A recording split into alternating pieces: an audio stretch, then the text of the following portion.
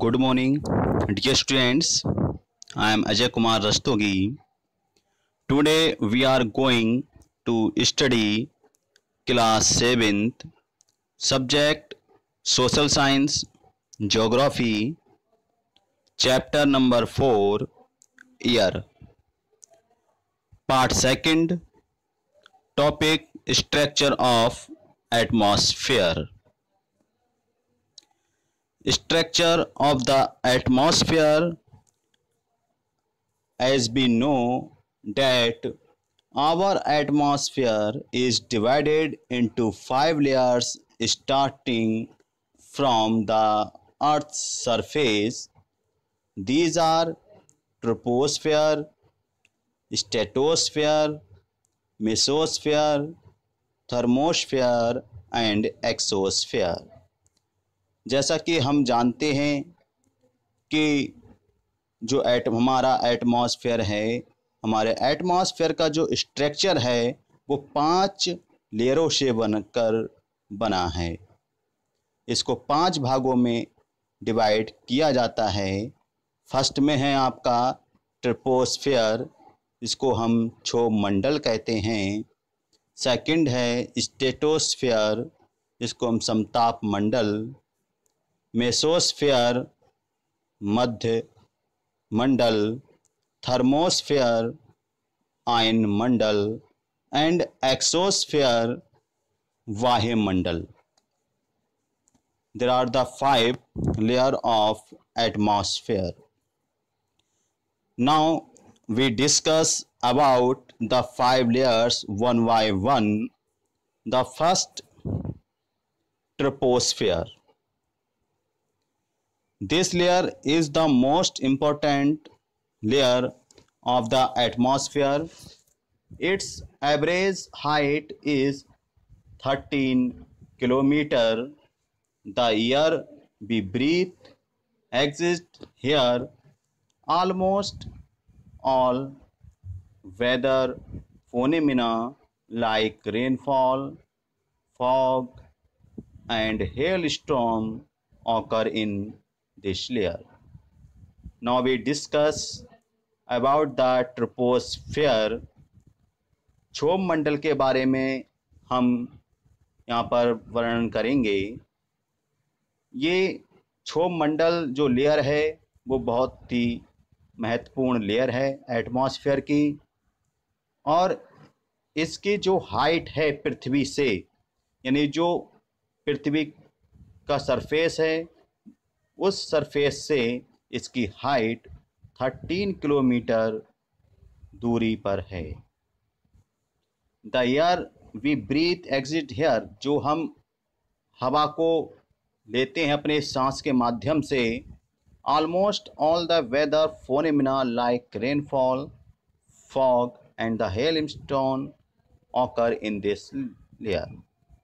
विभिन्न प्रकार के जो मौसम संबंधी घटनाएं हैं, मौसम संबंधी जो घटना चक्र हैं, वो इसी लेयर में घटित होती हैं।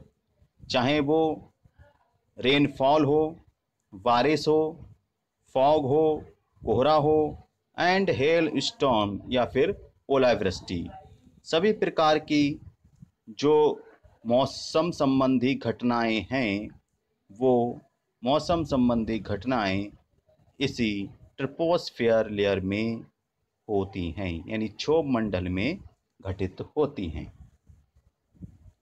Second, stratosphere is the second layer of the atmosphere. Above the troposphere lies the sphere, जो लेयर है जिसको हम समताप मंडल कहते हैं, और समताप मंडल क्षोभ मंडल के ऊपर की दूसरी परत है। It extend up to a height of 50 kilometre. ये इसकी जो ऊंचाई है वो 50 किलोमीटर की दूर ऊंचाई पर है।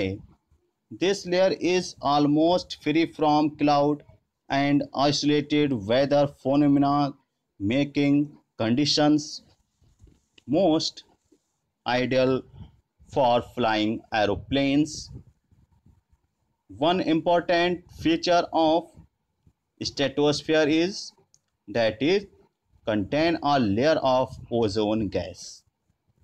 We have just learned protect us from the harmful effect of the sun rays, and it is the extent the 50 kilometre, इसकी जो ऊंचाई है पृथ्वी धरातल से वो 50 किलोमीटर की ऊंचाई पर स्थित है ये लेयर।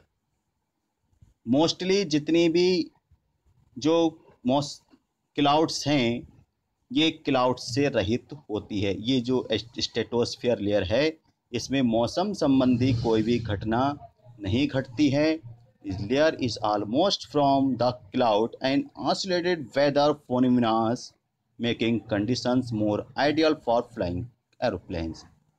इसमें किसी प्रकार की मौसम संबंधी घटनाएं घटित नहीं होती हैं, जिसके इस लेयर में इसके कारण जो एरोप्लेन हैं, एरोप्लेन उड़ने में काफ़ी जो कंडीशंस हैं इसकी, ये लेयर एरोप्लेन उड़ने के लिए काफ़ी अच्छी मानी जाती है। यानी जो एरोप्लेन उड़ते हैं वो इसी लेयर में उड़ते हैं। One most feature of stratosphere is that the contain layer of the ozone gas. इसकी जो सेकंड विशेषता ये है कि इस लेयर में ओजोन गैस पाई जाती है। और हम जैसा कि जानते कि ओजोन गैस जो है वो हमारे सूर्य की किरणों से जो हानिकारक किरणें हैं, अल्ट्रावायलेट किरणें हैं सूर्य की, उनसे हमारी रक्षा करती है।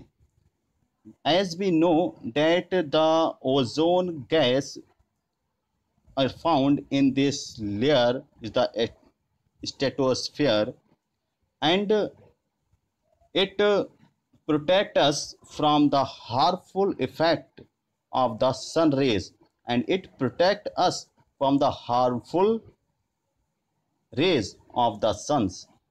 ये हमारी हानिकारक जो सूर्य की किरणें हैं उन किरणों से रक्षा करती है। Number third, mesosphere. मेसोस्फीयर मध्य मंडल। This is the third layer of the atmosphere. ये एटमॉस्फेयर की तीसरी परत है। It lies above the stratosphere. ये स्ट्रेटोस्फीयर के ऊपर है। It extend up to the height of the 80 kilometre, और इसकी जो ऊंचाई है वो 80 किलोमीटर है। Meteorites burn up in the this layer on entering from the space. और उल्का पिंड से संबंधित जो उल्का पिंड हैं वो घटनाएं, जो उल्का पिंड हैं वो सभी उल्का प्रकार की जो उल्का पिंड्स हैं, चाहे स्टार्स हैं, वो सभी इसी लेयर में होती हैं। यानी चंद्रमा, sun, stars and meteorites burns up lies in this layer. Next, thermosphere. Thermosphere, it in the thermosphere temperature rises very rapidly with increasing height. जो थर्मोस्फेयर है इसको हम आयन मंडल कहते हैं, और इस आयन मंडल में जो हीट है वो काफ़ी तीव्र गति से इंक्रीज होती है, बढ़ती है। Ionosphere is a part of this layer, और आयनोस्फेयर जो आयन मंडल वो इस लेयर का एक पार्ट है। It extend between 80 to 400 kilometre. ये 80 से 400 किलोमीटर की दूरी पर है। This layer is help radio transmissions in the fact radio waves transmitted from the earth care are reflected back to the earth by this layer. और D layers से long जो radios हैं, वेव्स हैं, E1, E2, F1, F2 परतों से short radio waves परिवर्तित होती हैं, और पृथ्वी पर रेडियो, टेलीविज़न, टेलीफोन एवं रडार और संचार उपग्रह इसी मंडल में अवस्थित होते हैं। यानी इसी मंडल में जो संचार से संबंधित साधन हैं, वो चाहे रेडियो है, टेलीविज़न है, टेलीफोन है या रडार हैं, वो इसी परत पर स्थित होते हैं। नेक्स्ट है नंबर 5 एक्सोस्फीयर, जिसको हम वायुमंडल कहते हैं। In exosphere the uppermost layer of the atmosphere is known as the exosphere। Exosphere जो बाह्यमंडल है वो एटमॉस्फेयर की सबसे ऊपरी परत है, सबसे बाह्य परत है। This layer has very thin air, और ये परत इज़ वेरी थिन एयर, यहाँ पर हवा की जो है वो काफ़ी कम होती है, काफ़ी पतली हो जाती है। Light gases like helium and hydrogen float into the space from here, और विभिन्न प्रकार की जो गैसें हैं, जैसे हीलियम है, हाइड्रोजन है, इस प्रकार की गैसें स्पेस में यानी अंतरिक्ष में होती हैं, अंतरिक्ष में फ्लोटिंग करती हैं, यानी तैरती हैं, स्थित रहती हैं। There are we discuss now the 5 layer of the atmosphere, so we understand it with the diagram. The layers of the atmosphere for 10,